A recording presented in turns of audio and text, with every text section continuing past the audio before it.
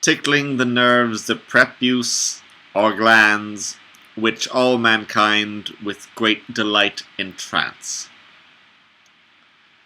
Erastus says, Nature to them but one poor way doth give, but born delights in various ways to sweave.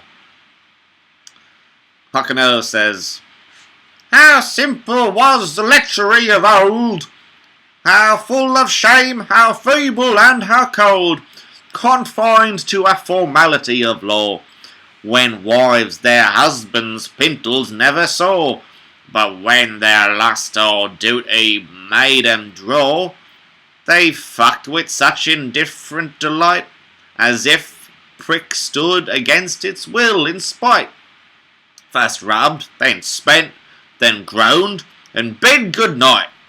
We the kind dictates of our sense pursue. We study pleasure still, and find out new. Erastus says, May as the gods his name immortal be, that first received the gift of buggery.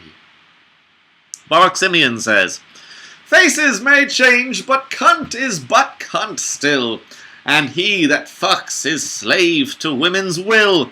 And why, Erastus, shall we daily bring one dish to feast the palate of the king, and strive with various sauces to invite the grandeur of his critic appetite? And still the meat's the same, the change doth lie, but in the sauce's great variety. 'Tis so with cunt's repeated dull delights. Dull delights of cunt. Sometimes you flowers for sauce, and sometimes whites, and crab lice, which, like buttered shrimps, appear, and may be served for garnish all the year. Ooh boy. That's very specific preference. Enter Buggeranthus. Erastus says, My liege, the general. Simeon says, Brave man of war, how fares the camp? Buggeranthus says, Great sir, your soldiers are in double duty to your favour bound. They owe it all, they swear and tear the ground. Protest they'll die in drinking of your health, and creep into the other world by stealth, intending there among the gods to vie their Sodom king with immortality. Simeon says, How are they pleased with what I did proclaim? They practice it in honor of your name. If lust persists, they'll want no woman's aid. Each buggers with content his own comrade.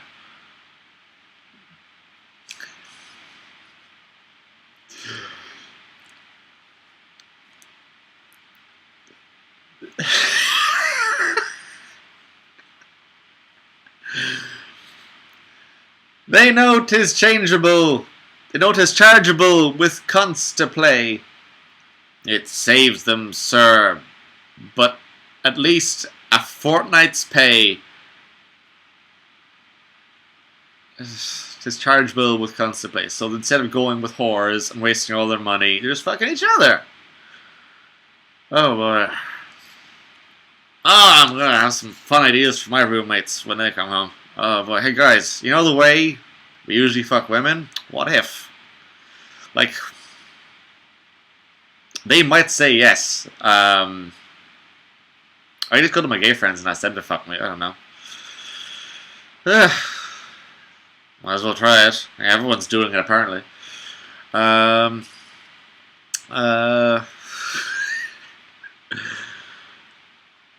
They know 'tis chargeable with cunts to play. It saves them, sir, at least a fortnight's pay. But arse they fuck, and bugger one another, and live like man and wife, sister and brother. Dildos and dogs with women doth prevail. I saw one frigging with a cur's bobtail. My lord, said she, I do it with remorse, for I had once a passion for a horse, who in a moment grieved and pleased my heart. I saw him standing pensive in a cart, with padded eyes, and back with sores oppressed, and heavy halter hanging on his crest. I grieved for the poor beast, and scratched his mane, pitied his daily labour and his pain, when on a sudden from his scabbard flew the stateliest terce that ever mortal drew. Jeez, your terce is looking if you're stately right there. That is one stately looking terce you're wielding. Which clinging to his belly stiff did stand. I took and grasped it with my loving hand, and in a passion moved it to my cunt. But he, to womankind being not wont, drew back his engine, though my cunt could spare perhaps as much room as his lady mare. At length I found his constancy was such that he would none but his dear mistress touch. Urged by his scorn, I did his sight depart, and to despair surrendered up my heart. Was that really a horse, or was it a metaphorical horse? I think it was really yeah, it was really a horse. But like, that was a very emotional breakup with a horse. Wasn't it? Was that a very emotional breakup with a horse? Sorry. My horse wife. I love her too much. We can't. Sorry, horse. I know. Sorry, don't even look at me as we depart. It's too much.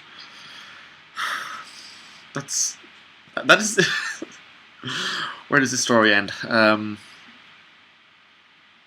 to despair surrendered up my heart. To despair surrendered up my heart because the horse wouldn't fuck her. Now wandering o'er this vile cunt-starving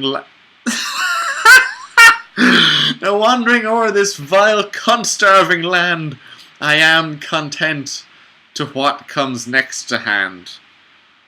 What a roller coaster of a story within a story. Oh my god. Oh boy, I'm in this cunt-starving land.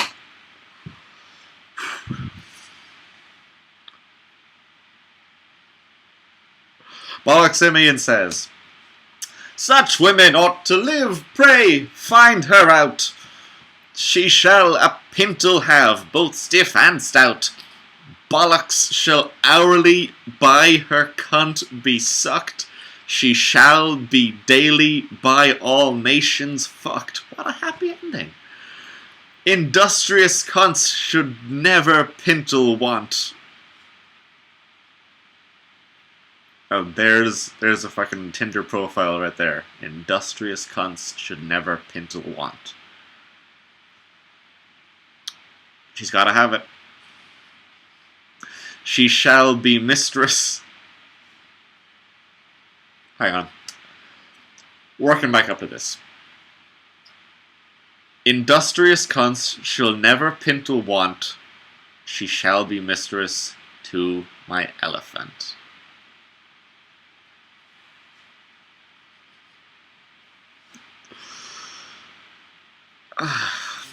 Buggeranthus says, your honor's matchless.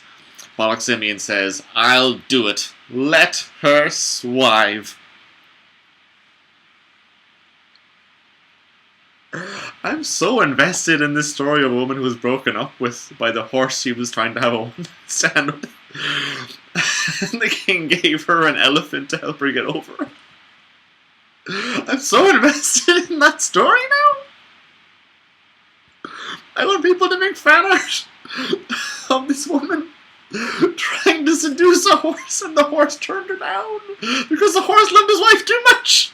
And the king gave her an elephant instead. Oh boy. Oh boy, oh boy. Let her swive.